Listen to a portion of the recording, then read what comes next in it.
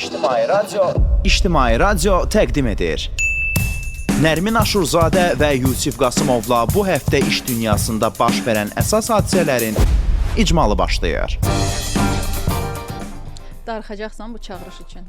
Bəli, çox darıxacağam. Çünki bugün sonuncu dəfə Yusiflə birlikdə icmalı aparırıq. Bizim son efirimizdir. Oh my god. Bəli. Birinci saatda da elə bu haqda Sərxanla danışmışdıq ki, bugün son efirdir. Yusif necə hisslərdin? Mən ümumiyyətlə sağollaşmasını sevən insan deyiləm. O vida mərasimləri falan. Mənə belə maraqsız gəlir də, yəni. Sağollaşma da. Vallahi hə. Mən də belə köhnə belə fəlsəflər kimi deyəcəm. Hər bir bitmə yeni bir başlanğıc deməkdir falan. Amma olsun da adımıza layiq bir saatı aparacağıq. Və bu həftə də oradan da çox maraqlı mövzulara toxunmuşduq. Onların müzakirəsini əgər eşitməmişdinizsə, onda indi hər biri haqqında məlumatlı olacaqsınız. Həftənin birinci günü elə bir nəsə demək istirdim, qoymadım. Nəsə bir hiss yarandı ki, mən imkan vermədim danışmaq. Yox, qətiyyən mən səsi gözləyirəm. Son efirdir, belə empatiya hissim çox artıb da. Nə danışırsan, ora saxlamışdın da elə. Hə, deməli həftənin birinci günü həmsöhbətim HR ekspert Orxan İsayev idi. Orxan artıq hər dəfə demək olar tez-tez bu efirlərdə çətin mövzular olanda xüsusilə Orxan dəvət edirik.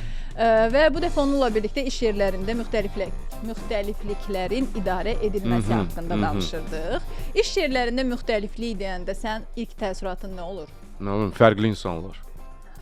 Başqa bir şey gəlmir ağlıma açığı. Yəni müxtəliflik odur da, yox. O da var, xaraktercə fərqli, yaş da ola bilər, cins də ola bilər, idarə etmə metodları da ola bilər. Biz bütün bunlar haqqında, amma daha çox razıyam ki, insanları müzakirə etmişik. O haqqda da danışdınız elə, mən belə başa düşdüm. Hə, insanlar haqqında danışmışıq. Super. İndi Orxanın ilk səsini birlikdə eşidəcəyik. Yanaşma bundan ibarətdir ki, bunların kommunikasiya prosesində belə fərqlər var. Qərarın prosesində belə fərqlər var və ona görə də hər bir günümüzdə, yəni hər deyək ki, 3 və ya 4 nəsil olan şəxslərin bazarında fəaliyyəti fərqlidir, çətindir. Çünki hərəsi fərqli təcrübəni görüb. Güman ki, yəni bizdən sonrakılar da bizə biraz qəribə baxacaqlar. Yəni bu cür düşünürəm qısacası. Bəs əməkdaş kimi sizcə hansı nəsil daha effektivdir? Mən deyərdim ki, effektivlik... Və olub, indi tarixə baxsaq. Yəni, effektivlik məncə nədən asılıdır əslində? Müəssisə hədəflərinə çatmaqdan asılıdır, düzdür. Əgər müəssisənin fəaliyyət istiqamətindən asılı olaraq dinamik bir mühit tələb edən bir müəssisədirsə, daim rəqabətli olan bir müəssisədirsə, təbii ki, burada daha çevik davranmaq tələb olunursa, daha uğurlu nəsil olaraq YZ nəsli olar. Çünki daha çox internetləndir, eyni zamanda qeyd etdiyimiz kimi onların bir çox məsələnin həlli uzun proses deyil, burada bürokratiya çox olmur və s. Mən deyərdim ki, bu rəqabətdən sonra dəyişir. Elə müəssisə var ki, o müəssisə əgər rəqabət müəssisə deyilsə, həmin müəssisələrdə X, Y belə, yəni nəslin əməkdaşları, baby boomerların X nəslin əməkdaşları olmağa uyğun ola bilər. Bu müəssisəyə məncə baxıb qərar vermə prosesindən. Dövlət müəssisələrinin çoxunda mən düşünürəm ki, əsas hallarda çeviklik o qədər olmur və daha çox baby boomer nəsli və X nəslinin daha belə effektiv ola bilər. Hələ qulaq asasa Yusif artıq razı olmadığını baxışlar da belə ötürdü. Nə xoşuma gəlmədi, gül kimi fikirlər dedi. Yox, təbii ki, hər bir fikir gül kimidir özümüzə görə. Amma yəni sən provokatorsan da, ay Nərmin, ay provokator. Yox, mesaj aparıcı. Necə sən bunu yenə nəsil mövzusuna yönəltdin ha? Yəni həqiqətən də yəni nəslin nə aidiyyatı var buna? Yəni çevikliyəmi, qərarlarami? Hər bir nəslin bu mövzuda mənfi və müsbət nümayəndələrini o qədər görmüşük ki. Yusif, son efirdir, nə istəyirəm deyəcəm. Hazırsan? Bəs onda niyə ömür boyu atalar və oğullar problemi var? Əgər bütün nəsillər eynidir və oxşardısa, fərqi yoxdursa, necə kim sənə deyir? Atalar və oğullar nəsillər arasında fərq yoxdur? Yox, mən demirəm ki, fərq yoxdur. Demək istəyirəm ki, hər bir nəsildə elə nümayəndələr var ki, sadaladığım mövzuda... İstisnalar qaydaları pozmur. Yox, mən deməzdim. Mən deməzdim. Elə çıxır ki, elə bir fikir çıxır ki, o zaman dinamik şirkət deyilsə, onda əksər işçilər olmalıdır, nə bilim, 40+. Yox, bilirsən niyə elə deyir? Çünki deyir, daha çevik, daha inkişaf haqqında düşünən, daha çevik qərarlar vermək istəyən, onun fikrinin soruşulmasını istəyən əməkdaşlar uzun müddət elə ciddi idarə etmədə və ya rəqabət olmayan mühitdə, yəni dinamika zəifdirsə, orada çox qalmaq istəməyəcəklər. Onu anlayıram, amma bu o demək deyil ki, onun nümayəndələri əksər surətdə cavan nəsil nümayəndələridir. Onu demək istəyirəm. Yəni ona nəsilə heç bir aidiyyatı yoxdur. Onu demək istəyirəm. Amma atalar, oğullar problemi aydın məsələdir ki, olub da, olacaq da. Bu normaldır, amma orada yenə də o dərinliyə biz getsək, yenə başa düşəcəyik ki, burada məsələ nəsil yox, hərənin təcrübəsi mövzusunda olacaq ki, yəni hərə necə baxır. Ona görə mən bu mövzularda çox belə seçici olardım. Çünki dediyim kimi, Yəni tutalım 30 plus deyək, 35 plus, 40 plus deyək, belə bir nümayəndələr, yaş nümayəndələri elə çeviklikləri mən görmüşəm ki, yəni yenə deyirəm, və mən onlara istisna deyə bilmərəm. Çünki istisna mənim üçün 100 nəfərdən 1 nəfərdir. Okay. Orada məncə bir anlaşılmazlıq var. Orxan özü də vurğuladı ki, məsələn 35 yaş bu belə deyək də çox da yaşlı idarə etmədə yaşlı nəsil hesab edilmir. O 40-45-dən daha yuxarıları deyir ki, onlar biraz daha yaşlı nəsil idarə etmədə hesab oluna bilər. Təxminən belə idi fikri. O gün sən də 35-lərdən 45-ə qədər danışırsansa, aydındır ki, 30-larda olanla artıq 50-lərə çatan insanların düşüncə tərzində biraz fərq olur və olmalıdır.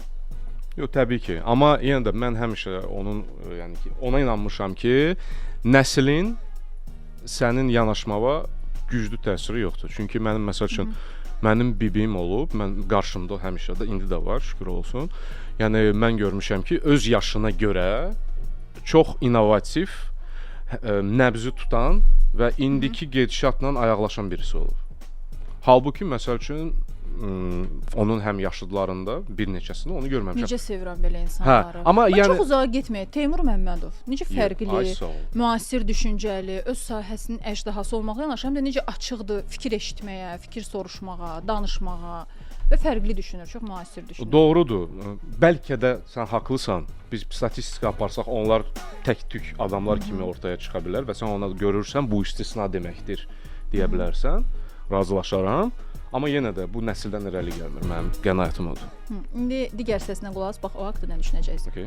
Elə namizədlər var ki, onlar misal üçün yenilikçi namizədlərdirsə və həmin vəzifədə yenilikçi tələb olmayacaqsa, deməli bizə yenilikçi adam lazım deyil. Bizə daha çox pasiv adam lazım. Yəni tapşırıq verilsin, o icra eləsin.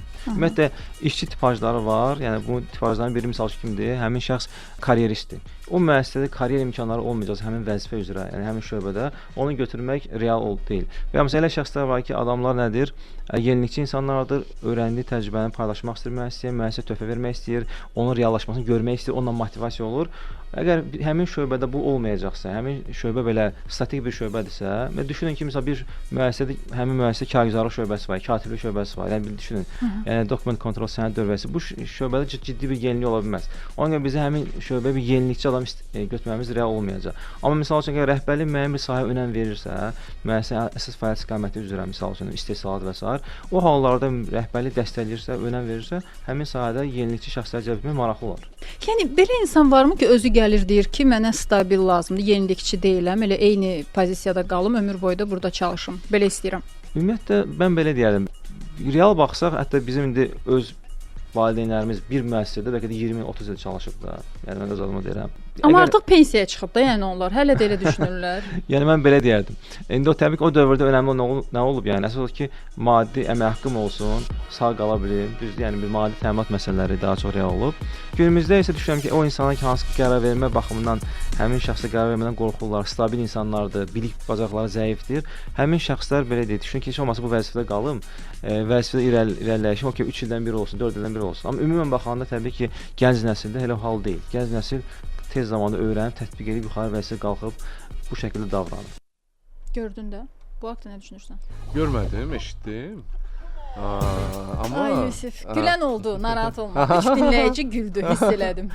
Yəni gülməlidirlər də, bəs necə sonuncu bizim verilişimizdə hər fürsətdir hər halda. Səncə bizim getməyimizə gülməlidirlər, bizi bu pis Düşün, təsəvvür elə. kədərləndirdi. Amma belə deyək də, Orxan bəyin deyilişində haqlı tərəflər də var, amma incə məqamlar da var. Hər dəfə olduğu kimi. Yəni elə insanlar var həqiqətən, karyerist olmayan insanlar var. Amma karyerist olmaq, yəni belə karyera üzərində belə titrəməyən və karyerist olmayan insanlar o demək deyil ki, onlar necə deyim, baxın belə bir fikir işlətdi də. O qədər də biliyi o qədər yüksək deyil. Düşünürlər ki, tək yəni işləyim, mənə dəyməsələr, əmək haqqımı alım və s. Adətən elə olmur. Yəni karyerist olmamaq o demək deyil ki, o bilikləri zəif olan insandır. Başa düşdün nə demək istəyirəm? Elə başa düşdün sən o səsdən. Hə. Çünki elə sözü elə izah elədi ki, insanlar çalışır ki, yəni maksimum dərəcədə nə bilirlərsə onu qoysunlar ortaya, onlara dəyən olmasın. Nə qədər daha çox vaxt orada qala bilirəmsə, İnkişafa dedi meyilli olmalılar. O qədər yəni ki, mənə yaxşıdır, o məsələ var. Amma karyeranın istəməsi, karyeranın istəməməsi məsələsi bu çox fərqli mövzulardır. ambisiyalar da fərqli mövzulardır. Yəni ambisiyaların da cavan nəslə bağlanması belə məsələlərdir. Bəli, təbii ki, cavan oğlan və cavan xanım, yəni ambisiya nöqteyi nəzərdən daha çox olur. İstəklidir, nə bilim, acdır biliklərə, hər hansı bir məsələlərə və digər mövzulara. Amma mütləq ki, bu gəlib hər hansı bir vəzifəyə çıxmaq yoludur kimi bir yol deyil. Yəni necə də ifadə edeyim fikrimi daha doğru olsun. Yəni bir çox hallarda mən görürəm ki, insanlar ekspertizada böyümək istəyir. Onların vəzifəyə gəlib çıxmağa ehtiyacı yox olmur. O da karyerada yox. O müəyyən bir cığırdır da, karyeranın istiqamətidir, amma ekspertiza yönümlü. Amma biz bir çox hallarda karyeraya necə baxırıq?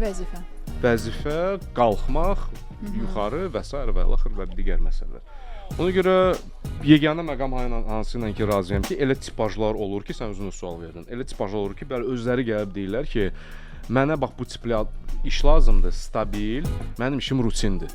Mən yenilikçi insan deyiləm xasiyyətcə, amma mən sizin işinizi büdrəmədən və stabil şəkildə, gündəlik şəkildə təkrarlanan formada aparacam. Narahat olmayın, elə işçilər də lazımdır. Və onlara xas olan konkret olaraq şirkətdə həmişə istiqamətlər var və biz onları tanıyırıq və bilirik. Və belə tipajları vaxtında həmin yerlərə gətirilməsi bu da bir rəhbərin səriştəsidir mənə görə. Hər şirkətin baxır həyat dövrünə, baxır yanaşmasına. Yəni mən deyərdim ki, misal üçün hər iki nəsildən adam olmalıdır. Y-dən də olmalı, Z-dən də olmalıdır və bəlkə də Y nəsli sahib olub bir çox təcrübələri Z nəslinə ötürmək baxımından hətta çox zaman onların rəhbər olmağı daha yaxşıdır. Çünki Z nəsli bir nəsildir ki, onlar hər hansı bir yenilik, sürətli qərar vermə görmədikləri zaman o şirkətdə çox qalmırlar. Biraz disiplin məsələsində çətinlikləri ola bilər. Daha remote işləməyə daha meyil ola bilər. Yəni deyirəm, bu artıq müəssisəyə bağlıdır. Elə müəssisə var ki, elə işlər hamısı remote işləyir. Yəni Azərbaycan realına baxsaq, mən düşünürəm ki, indiki hallarda Y nəsli olmağı önəmlidir. Çünki həmin nəslin azından daha biraz disiplin, nizam, intizam dözən lazımdır da. Bir nəfər lazımdır ki, dözsün. Çünki bizdən də bir yuxarı rəhbərlik əgər hansı tipajdadısa, nəzərə alsaq, yəni dözümsüz insanlar şirkətdə çox qala bilmir. Bu arada Nərmin, mən elə dünən LinkedIn-də bir dənə maraqlı bir fikir oxudum. Dedilər ki, məsələn, siz komanda yığanda belə mütləq nəzərə alın ki, rəhbərin tipajı necədir. Onlar rəhbərlə onun qoyduğu qaydalar üzərindən çalışa biləcəklərmi, yoxsa? Çünki gəlib bir komanda yığıb sonra demək ki, rəhbər səhvdir, rəhbəri dəyişmək daha ağır prosesdir. Nəinki rəhbərə uyğun insanlar yığmaqdır. Çünki belə bir mövzu idi. Dedilər ki, təsəvvür edin ki, satış rəhbəridir. Satış rəhbərinin belə deyək də rəqəmsal göstəriciləri çox əladır. 150% vururlar bütün hədəfləri. Amma kadr nöqteyi nəzərdən gediş-gəliş çox sürətlidir. Tez-tez dəyişirlər. Motivasiya səviyyəsi o qədər də yüksək deyil və s. və axır. Məsəl üçün siz şirkətin CEO-su olsaydınız, hansı addımlar atardınız məsəl üçün və belə suallar verilmişdi. Məsələn, siz gedərdiniz tutalım onu izah edərdiniz kimi iş formatını dəyiş, insanlar səndən qaçmasın və s. Amma bir çox HR-lar yazdılar ki, onu etməkdənsə və rəhbər əgər həqiqətən uğurludusa, rəqəm gətirirsə və s. ona uyğun olan tipajları gətirmək lazımdır ki, yəni rahat işləsin. Məncə də haqqın yolu budur. Yəni nəinki ona demək ki, sən qan utdurursan da cəmaatı və s. Bəlkə də elədir. Amma əgər bu biznes nöqteyi nəzərdən yuxarıdakılarını qane edirsə nə edəcəyik? O məqam var da. Bir də məsələn indi burada da Orxan Z nəslinin nizam, intizam məsələsindən danışdı. Bizim efirlərdə də elə bu tez-tez müzakirə olunan məsələlərdən biridir. Mən nəhayət ki, bugün o haqqda öz əsl fikrimi bildirmək istəyirəm. Z nəsli haqqında deyəndə ki, onlar çox nizamsızdır, sözə qulaq asmırlar, öyrənməyə açıq deyillər, öz bildiyini diktə edəndir. Mən həmişə bu fikrə qarşı oluram, çünki bizim prodüser, bax indi də işləyir, qulaq asa bilmir. Bizim prodüser Z nəslinin nümayəndəsidir və o qədər məsuliyyətli, o qədər nizamlı, o qədər səni eşidən, o qədər təşəbbüskar. Bir də görürsən sənin məsələn məsələdən xəbərin yoxdur. O deyir ki, indi bu baş verir, bu haqqda mütləq danışmaq lazımdır. Doğrudan da bir çox belə xüsusiyyətlər var ki, və səninlə danışanda da sən hiss etmirsən ki, o Z nəslinin nümayəndəsi, yəni fərqlidir. Elə bilirsən ki, səninlə eyni nəsil, eyni düşüncəyə malik, çox rahat ünsiyyət qurmaq olur, bir-birinizi çox yaxşı eşidirsiniz və məndə məsələn bu müddət ərzində işləməkdə heç bir problem yaratmayıb, həqiqətən. Mən elə bildim ki, elə Nərminin başqa bir versiyası ilə birlikdə işləyirəm və işlər bax ona görə bəzən bu qədər yağ kimi gedirdi, özümüz zövq alırdıq prosesdən, yəni hər şey bu qədər ürəyimcə olurdu. İndi o kimsə gəlib burada Z nəslini pisləyəndə, mən deyirəm, Səməd var da, o belə deyil axı, Səməd hər şeyi başqa cür eləyirdi. Sən stolun altına bir xəncər çıxır. Sən hazırlaşırsan ki, yəni bir dəqiqə. Niyə belə deyirlər bu uşaqlar haqqında? Onlar elə deyirlər axı. Çox nizamlı, çox sözə qulaq asın. Ta ki o ideologiya, ideyaya inansın. Tam elə deyil, bayaq danışdığımız mövzu özün gəldin çıxdın da deməli. Mənlə razılaşdın da. Ay da istəmirdin səndən razılaşmaq. Görürsən, amma razılaşdın. Biraz elə oldu. Razılaşdın Biraz və elə oldu. məsəl üçün həm də çox təvəzzökardır məsəl üçün Səməd haqqında onu deyə bilərəm. Həmişə biz onun haqqında danışanda maksimum dərəcədə ekrandan başını daha aşağı salır ki, biz onu görə bilməyək. Çünki yəqin ki qızarır və yəni ki təvəzzökardır, amma həqiqətən yəni elədir. Elədim və bayaqki dediyi məsələ də bax Orxan bəy yenə vurğuladı, məsələ ondan ibarətdir ki, yəni insandan insana fərq var. Bu nəslə bağlı olan məsələlər deyil. Yəni mən özüm bax dedi ki, tutalım Z nəsli tez qərar vermə görməyəndə məsəl üçün qapını bağlayıb çıxa bilərlər, dözməyə bilərlər və s. Mən özüm o tipajdayam tutalım. Mən tez qərarları verən adamam və sevirəm ki, belə bir qərarlar verilsin və lazım olanda dözə bilmirəm. O demək ki, mən Z nəsliyəm, yox. Mən 89 təvəllüdəm və əgər o prinsipdən biz getsək, nə bilim X-dir, Y-dir və s. başqa hərflər qalmayıb deyəsən o mövzuda. Bir də məsələn bir dəfə də efirdə yadımda deyil bunu kim demişdi. Deyir nəsil düşüncə tərzi nəsillər. Nəsil düşüncə tərzinə əslində bölünməlidir. Yaşa görə yox. Bir neçə axı düşüncə tərzi var. Məsələn daha ləng qərarlar və s. Məsələn deyir o fərq yoxdur onun neçə yaşı var, 25 yaşı var, yoxsa 45 yaşı var.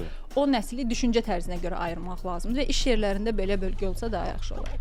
Həm də bir nəfərdə bir neçə bir amillər də olur. Sən görürsən ki, əgər bu terminologiyanı bir geçsək, hər bir adamda mən düşünürəm ki, X nəslə aid olan bir şey də var, Y də var, Z də var və s. və o müxtəlif proporsiyalarda orada iştirak edir. Yəni Rəhbərlik idarə etmədə fərq qoymalıdırmı əməkdaşlar arasında? Məsələn, biz qəbul etdik ki, bu qədər fərqli insanlar var, yaş, cins məsələndə və bunlara qarşı da idarə etmə üsulları fərqli olmalı, yoxsa hər kəs üçün eyni yanaşma? Mən düşünürəm ki, fərqli yanaşma olanda ədaləti pozacaqsa rəhbər, yəni kiməsə güzəşt deyir ki, bu adam onsuz da filan keyfiyyəti bu şəkildədir, buna misal üçün töhmət verməyək, digərinə töhmət verək və ya buna misal üçün mən düşünürəm ki, rəhbər düşünməlidir ki, hər bir struktur bölməyə tələblərinə uyğun şəxs kimdir, onu götürməlidir və ona uyğun davranmalıdır. Əgər ədalət qorunmadıqdan sonra artıq belə deyək, həmin müəssisə uçuruma gedəcək.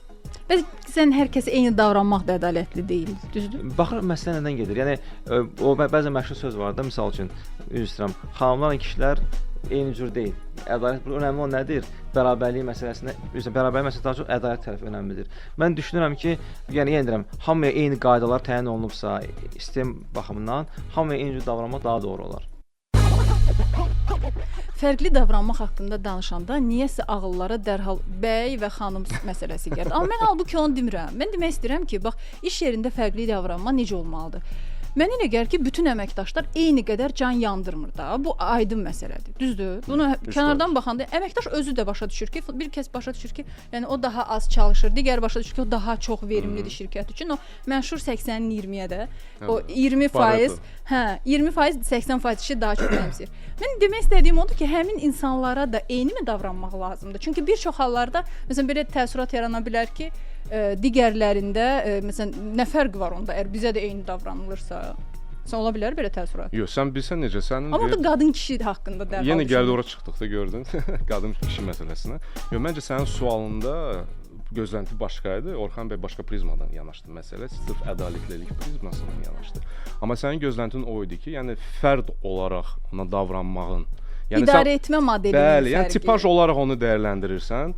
Başa düşürsən ki, məsələn, mən onunla hansı formada ünsiyyət qursam, mənim fikirlərim ona daha tez çatacaq. Bəli. Və ona əsasən də davranmaq. Odursa, mən həmişə yəni biznesdə belə görmüşəm, belə böyümüşük, belə davranmışıq ki, yəni fərd olaraq sən yanaşmağı necəsə bəlirləyirsən, necəsə ona əsasən fikirlərini dəyişə bilirsən. Amma ədalətlilik məsələsində isə, yəni ki, mən razıyam o mövzuda ki, sən açıq-aşkar görsənsə ki, mən kiməsə nə bilim, yəni bir formada şey eləyirəm və s. Sadəcə o situativ məşhur situativ liderlik məsələsi var. Çox məşhur. Onun növlərinə uyğun da, məsələn, kimlənsə avtoritar danışmaq lazımdır, kim üçünsə coach olmaq lazımdır, kim üçün tərəfdaş olmaq lazımdır. Bu fərqlərdən danışır və bir də ki, yəni müşahidə edirsənsə ki, insanlar fərqli işə yanaşır, yəni sənin də onlara idarə etmə tərzi məncə fərqli olmalıdır. Eynən. Belə, həftənin ikinci günü isə yayda istehlakçıların satış davranışları necə fərqlənir bu haqda danışmışdıq. Həm söhbətim isə biznes konsultant Elxan Sultanlı idi. Səncə necə satış davranışları arasında fərq var?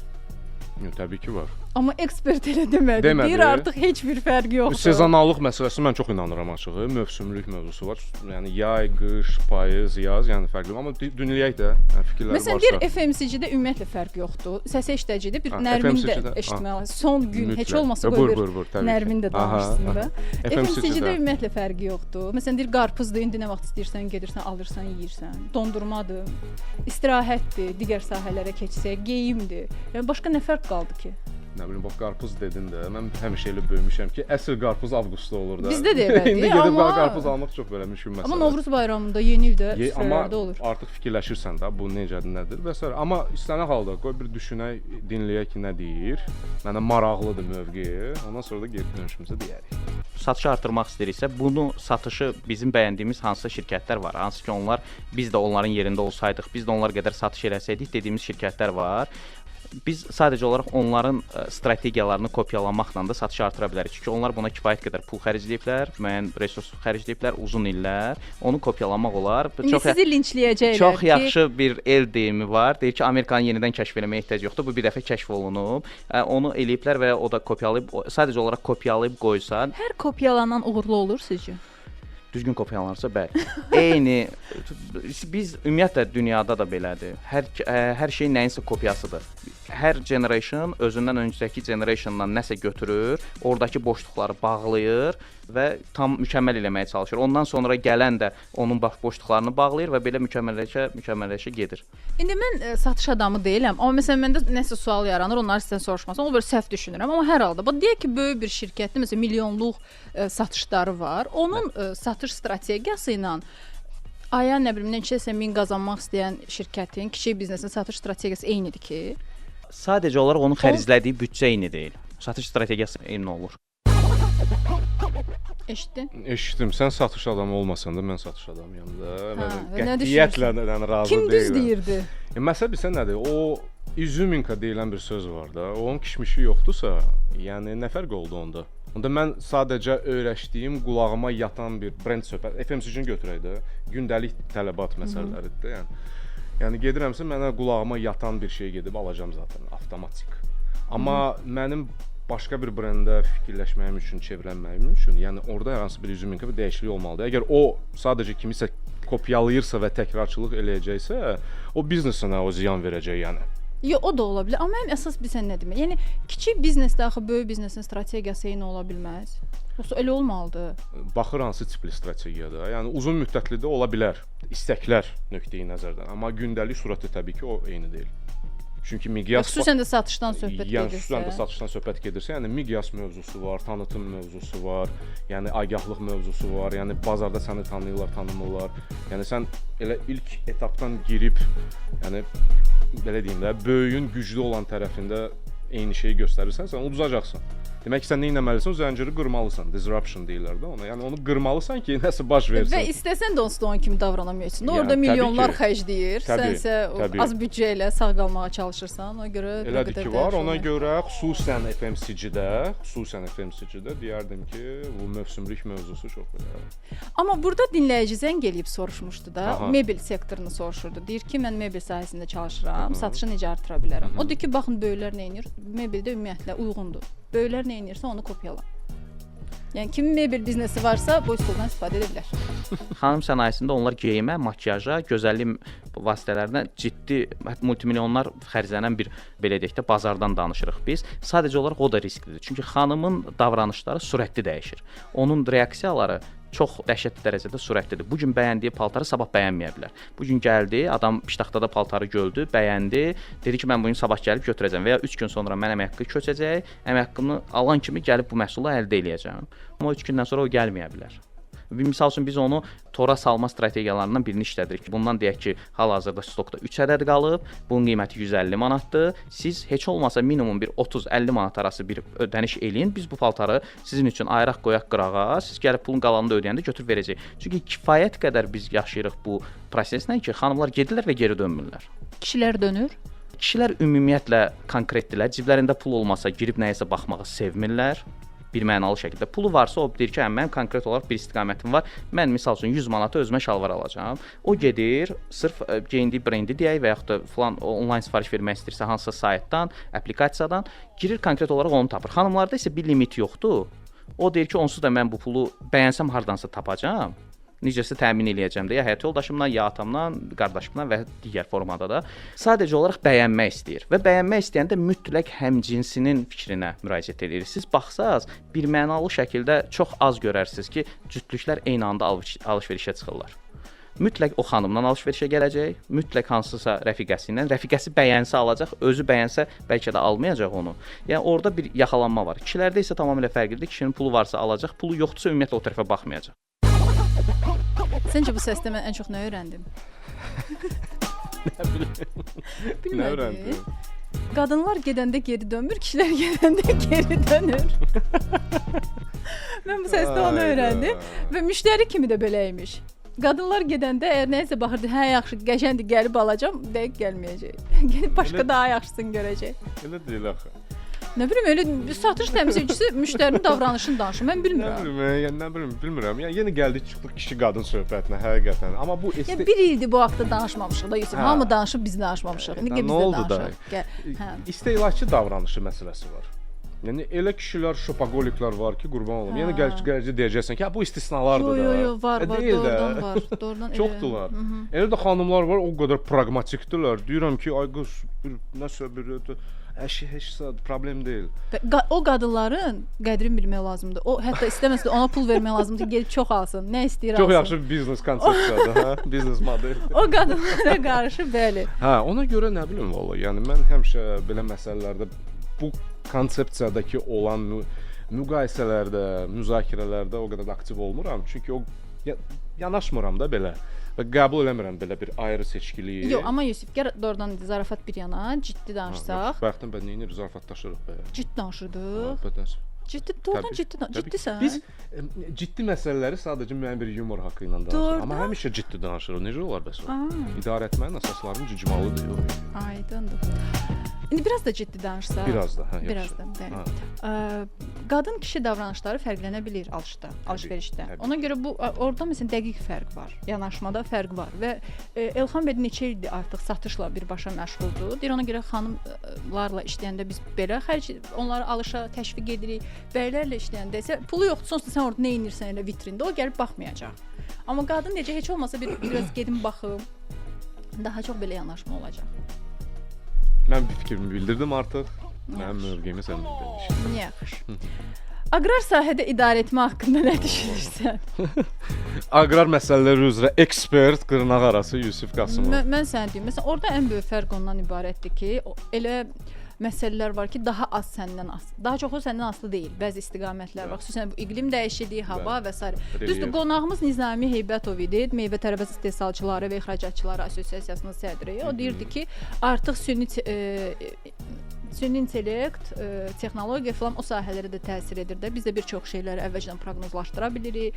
Məsələn, bilirik ki, hava necə dəyişəcək bir neçə gün sonra və ya torpağı ölçmək olur, yoxlamaq olur ki, rütubətliyi nə qədər də orada nə əkmək olar və s. Bizim sahədən də deyir, bütün bunlar yan keçməyib. Sadəcə orada nə məsələ var? Bütün fermerlər bunu tətbiq edə bilmir. Yəni özləri necə məsələn ofis işçilərində necədir? Rəqəmsal savadlılıq kimdəsə çoxdur, kimdəsə azdır.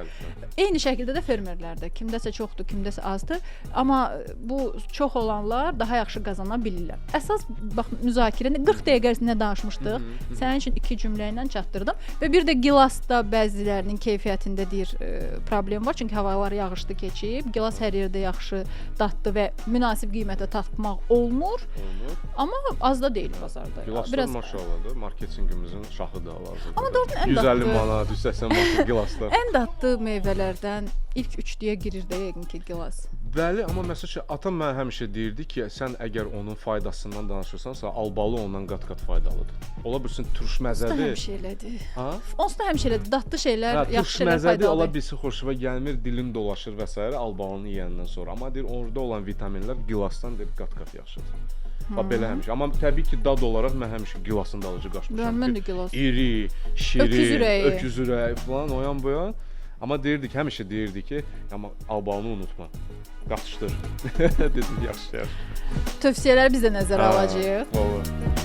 Və həftənin 5-ci günü, yəni bu gün 1 saat əvvəl, Aha. səndən 1 saat əvvəl qulaq Görürdüm, asdın yoxdur. çıxa-çıxda gördüm Sərxanı. Biz Sərxanla birlikdə il ərzində nələrdən danışmışdıqsa, o haqqda müzakirə oldu və sən bilirsən biz neçə kitab bu il müzakirə etmişik Sərxanla.